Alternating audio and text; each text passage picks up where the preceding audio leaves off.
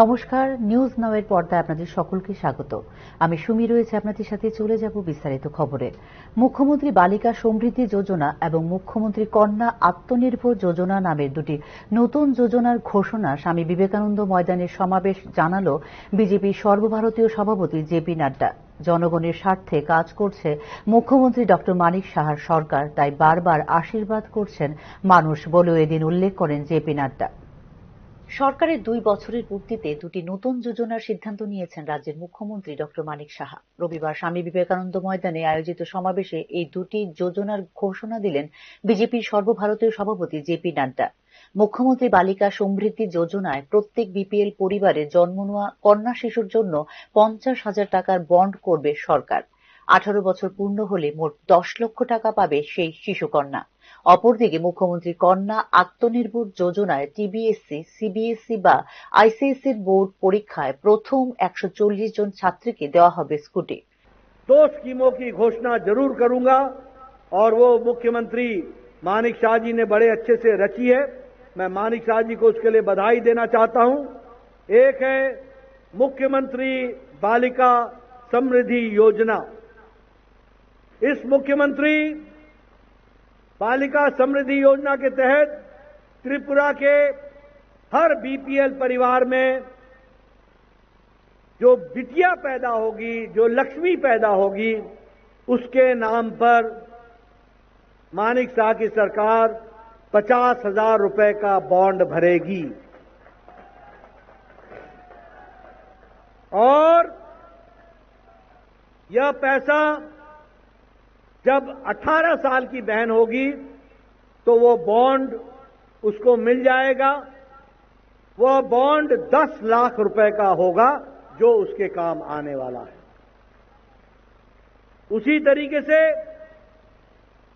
मुख्यमंत्री कन्या आत्मनिर्भर योजना, इसकी भी मानिक शाह जी ने रचना की है। मैं घोषणा कर रहा हूं।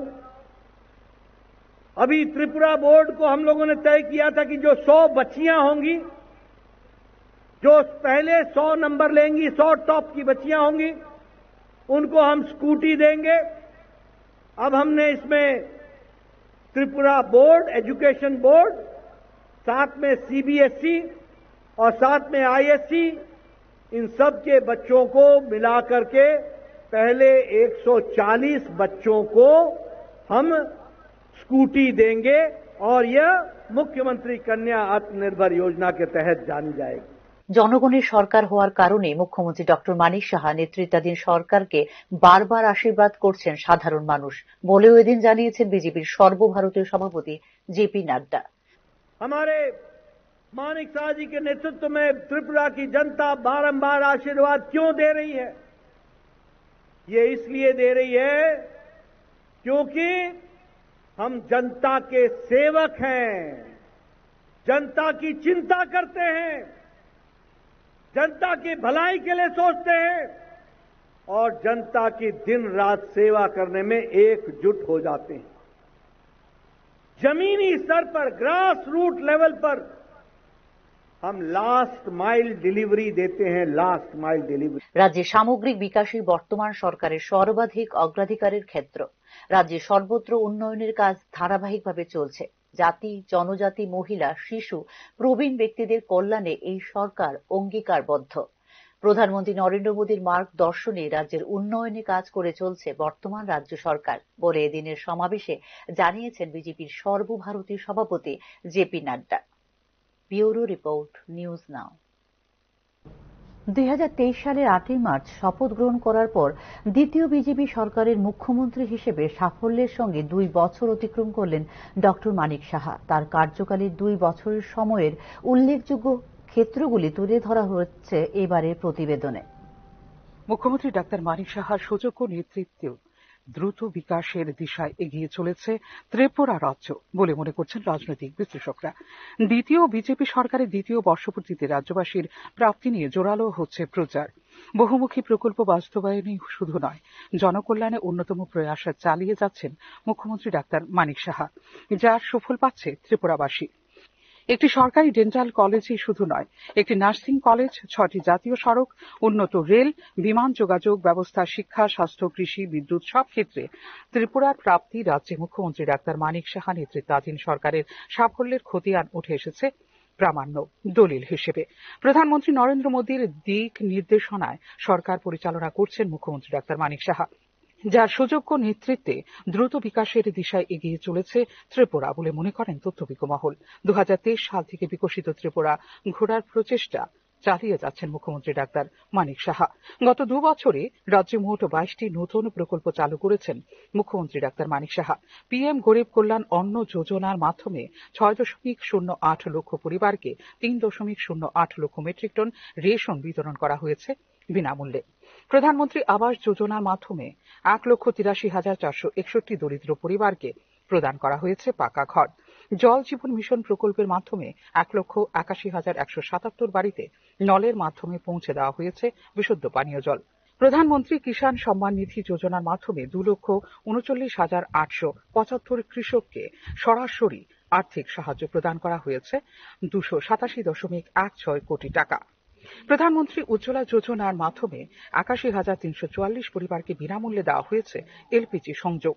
মুখ্যমন্ত্রী ডাক্তার মানিক সাহার শাসনকালে সিএম জয় স্বাস্থ্য পরিষেবা এক অন্যতম উদ্যোগ বলে জানিয়েছেন সুবিধাভোগীরা। যারা পিএম জয়ের আওতার বাইরে ছিল তারা এই সুবিধা পেয়েছেন সিএম জয়ে। আয়ুষ্মান ভারত প্রধানমন্ত্রী জন আরোগ্য যোজনা ও মুখ্যমন্ত্রী জন আরোগ্য যোজনায় নিবন্ধীকৃত হয়েছেন 20.56 লক্ষ লাভার্থী, যার মধ্যে এ পর্যন্ত স্বাস্থ্য বীমা সুরক্ষা প্রদান করা হয়েছে 4.30 লক্ষ লাভার্থীকে। এই সরকারের শাসনকালে ন্যূনতম সহায়ক মূল্যে কৃষকদের কাছ থেকে সরাসরি ক্রয় করা হয়েছে 53,908 মেট্রিক টন ধান। শৌচালয় নির্মাণ করা হয়েছে 42,512টি বাড়িতে। পাশাপাশি 42,393 বাড়িতে পৌঁছে দেওয়া হয়েছে বিদ্যুৎ পরিষেবা। দীনদয়াল অন্তোদয় যোজনা জাতীয় জীবিকা মিশনে 1,19,986 জন মহিলাকে নিয়ে 9,066টি স্ব-সহায়ক দল গঠনের মাধ্যমে স্বরোজগারী করে তোলা হয়েছে তাঁদের, যেখানে 2018 থেকে এ পর্যন্ত 53,623টি স্ব-সহায়ক দলে যুক্ত করা হয়েছে 4.84 লক্ষ জনকে। নাগরিকদের সমস্যা সমাধানে 2023 সালের 12 এপ্রিল মুখ্যমন্ত্রী সমীপেশু কর্মসূচির সূচনা করেন ডাক্তার মানিক সাহা।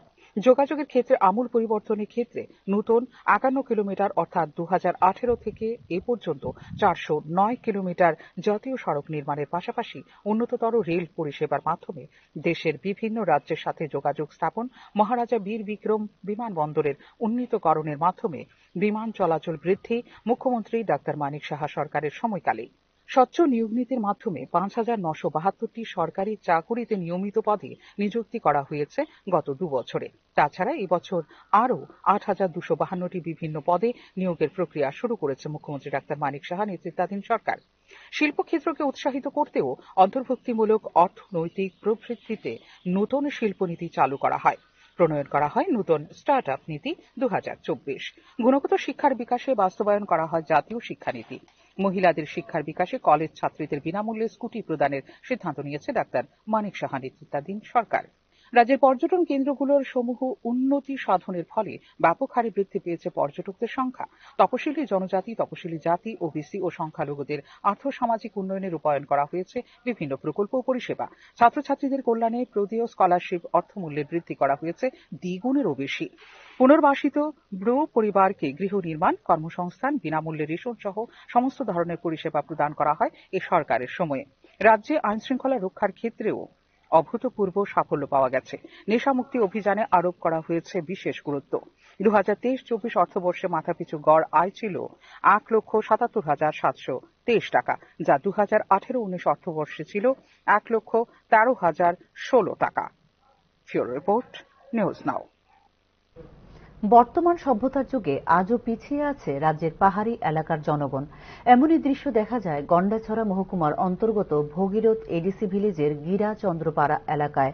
পানীয় জলের অভাব তাদের নিত্যদিনের সঙ্গী। পানীয় জলের অভাবে বাধ্য হয়ে এলাকার নর্দমার ও ছড়ার জল পান করতে হচ্ছে তাদের। গন্ডাছড়ার ভগীরথ এডিসি ভিলেজের গিরা চন্দ্রপাড়া এলাকায় জলজীবন মিশন প্রকল্পের অধীনে লক্ষ লক্ষ টাকা ব্যয় করে পানীয় জলের উৎস স্থাপন করা হলেও বর্তমানে এটি অকেজু হয়ে পড়ে আছে। পানীয় জলের দাবিতে একাধিকবার গন্ডাছড়া রৈষ্যাবাড়ি সড়ক অবরোধ করলেও পানীয় জলের ব্যবস্থা করতে ব্যর্থ হয়েছে দপ্তর। ডিডব্লিউএস দপ্তর থেকে সাপ্লাই পয়েন্ট বসানোর কাজ শুরু করলেও বর্তমানে অর্থ সমাপ্ত অবস্থায় পড়ে রয়েছে।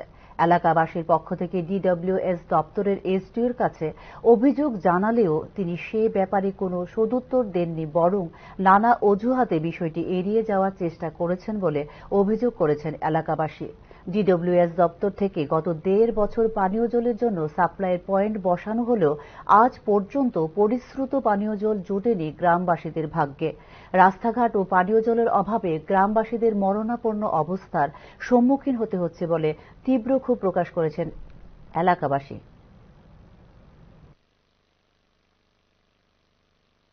কমপ্লেন করছি, কমপ্লেন করার পরে তো তারাও তো কইতাছে আমরা কন্ট্রাক্টরের মোটামুটি অ্যাপ্লিকেশন দিচ্ছি। আমরা অ্যাপ্লিকেশন দেওয়ার পরে তো কন্ট্রাক্টরের কাজ করতেছে না। ওখানে এই যাবত ধরে আমরা এমন অবস্থা আছি, ওরা তো মনে হয় ওই গিরাসন্ধ্যা পাড়াতে নাই করে আরো 2-3 বছর পরে থাকতে পারবো না, পারতো না। জল নাই, কি নাই, রাস্তাঘাট নাই, আমরা মরতাছি সারা বছর মরতাছি আমরা এখানে। এখনকার মতো সংবাদ এই পর্যন্তই। পরবর্তী সংবাদ দেখতে চোখ রাখুন নিউজ নাওয়ের পর্দায়। নমস্কার।